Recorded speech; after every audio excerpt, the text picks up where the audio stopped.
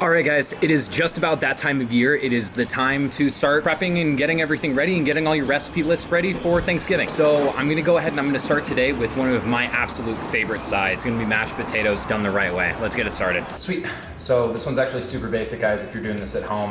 Super easy recipe. With the holidays coming around and everything, make sure you go ahead and just save it, because these, in my opinion, potatoes are the thing that makes the difference. Like, yes, you're gonna remember the turkey, but the second thing I always remember is the quality of the potatoes. So that being said, I'm gonna use Yukon Golds. Any yellow potato will work. You guys can have your pick of that. I'm gonna go ahead and I'm just gonna wash these off real quick, just because these do grow on the ground. I'm not gonna be too crazy about washing them off. I'm literally just gonna like spray them off with the high pressure here under some hot water, and I'll show you what comes next. Awesome. Now that these are all washed off, I'm gonna go ahead and, this is 3 pounds of yellow potatoes, by the way. So if you guys are doing this at home, skin on, okay? Because the potato's gonna try to soak up as much water, and water doesn't taste like anything, so you don't want that. So leave the skin on, that's why we wash them. I'm just gonna go ahead and top this off with water, bring it up to a boil. I'm going through the poaching process with these until they're tender versus dropping them in when the water's boiling. Cool. So now that the potatoes have been going for about 10 minutes now, they're gonna be almost tender. I'm gonna go ahead and come in with 16 ounces of heavy cream. Ordinarily, you would wanna get some twine. I didn't grab any, unfortunately, but it's gonna be 1 bushel of thyme. You can just put that right into it. You're gonna clean 1 shallot. That's just gonna be the top, the bottom, sliced in half. Take the outer layer. Same thing as an onion, that straight in. So ordinarily I would use the rind of a piece of Parmesan. It gives a more deep flavor. It's just gonna be better. I would tie that all together ordinarily, but we don't have that ability. So this has a partial rind on it. I'm actually just gonna use about half of this amount. I'm gonna put this straight in. When scalding cream, make sure that you're going and you're progressing it up to medium heat. It's gonna start on very low heat, keep stirring it, and then you're gonna progress it to the simmer. You're not wanting to just blast it with the heat, it's gonna curdle it. So when you're doing this, you're looking for small, fast bubbles. Along with that scalding cream, I've got that put on some very low heat. I'm gonna take a couple cloves of this garlic. I'm gonna just take it through a microplaner over the top of it. It's gonna express a little bit of the oil into it as well. It's gonna be super good. I've got this on the low heat. I'm just gonna come ahead, 1.5 or 2 cloves, depending on what you're wanting. I'm just gonna grate this right over the top. Don't worry about if you drop a little couple pieces in there. It's not really gonna be a big deal, because this is all gonna get strained off. Been about 10 minutes now, 15 maybe. These are nice and tender. I'm gonna do my best not to stab a bunch of them. Just gonna go ahead, heat, grabbing away from me, take it here. Turn it to water. I'm just gonna put these straight onto a sheet tray. I'm gonna let those cool off, and I'm gonna get started on the gravy. So if you're not making it from turkey, which I definitely will show you guys how to make a gravy from some of the pieces of turkey once that happens, just make a rudimentary gravy. I'm gonna go ahead and throw this on medium heat. I'm gonna come in here with 15 tablespoons of butter. I'm gonna go ahead and start melting this down. It's gonna be equal parts butter to flour for the roux. You can use gluten-free for this, use some almond flour, whatever you want to do to make it a gluten-free gravy. But essentially it's just a roux, some pepper, and then some broth. Let's get started.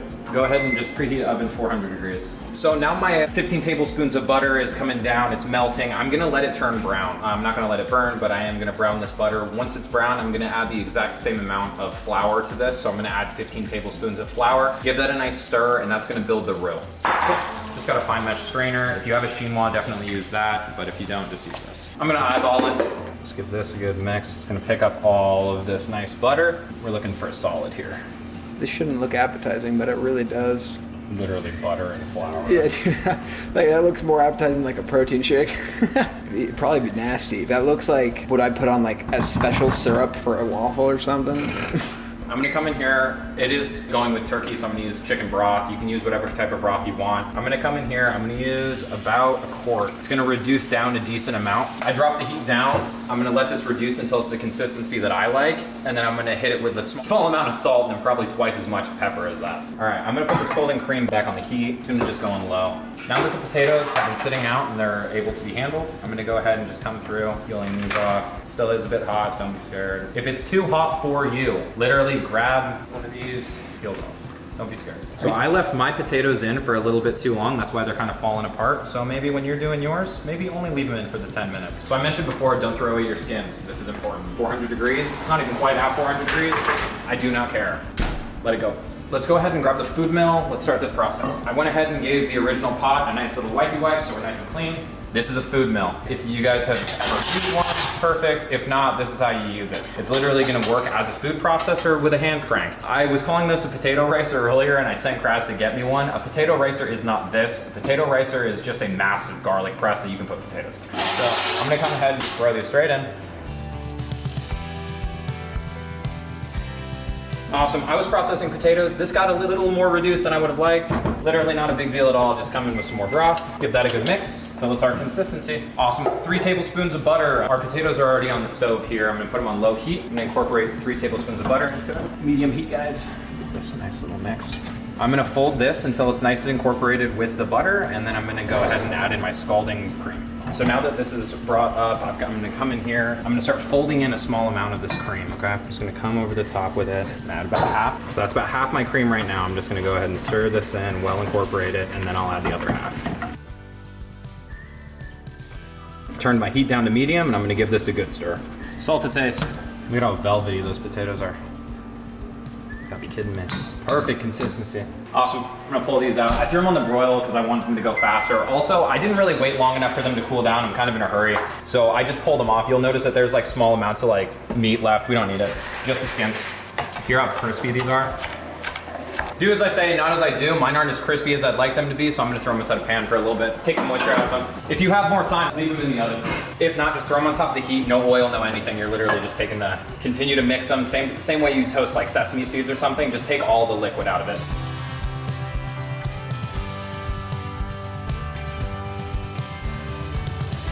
All right, we are here to try the mashed potatoes. Let's give it a whirl. It's like yummy. Oh, it's amazing. Very good. That is super good. Mashed potatoes is one of my favorite side dishes on Thanksgiving.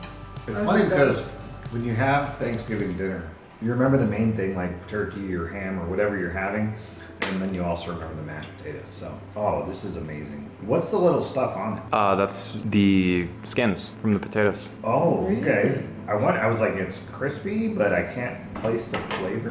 Love the presentation. 10 out of 10. Yeah, I was just like, it has the perfect amount of butter and garlic and Parmesan, and it's just fluffy like it, mashed potatoes should be. Okay, I give this a 10 out of 10, and Tristan, can you make this for Thanksgiving, please?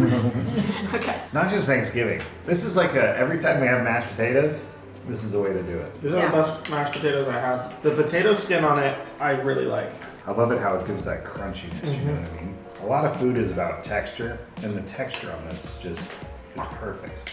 Well, we get to be round 2, and already just off of presentation, it's like that late night you're scrolling through YouTube Shorts and you see like the animated films and you're like, that food looks so good, there's no way it could happen in real life. And then Tristan just creates miracles. So it tastes. What are your guys' thoughts on mashed potatoes? I really like them. You like them? Always a classic, especially like around Thanksgiving time, but honestly, every Sunday dinner. Joy's like, I want some. You like it? Yeah.